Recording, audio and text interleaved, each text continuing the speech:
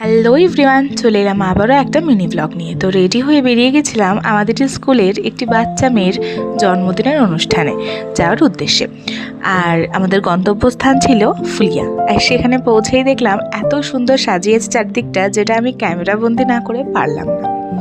তো আমরা সবার প্রথমেই ঢুকে গেলাম এবং ঢুকে গিয়েই এই যে আমাদের মিষ্টি মেয়েটা যার জন্মদিন, তো তার সামনে সুন্দর একটা কেক সাজানো। তো কেক কাটিংয়ের ভিডিওটা নিতে পারিনি, কারণ আমরা এরপরে বেরিয়ে এসেছিলাম বাইরেটায়।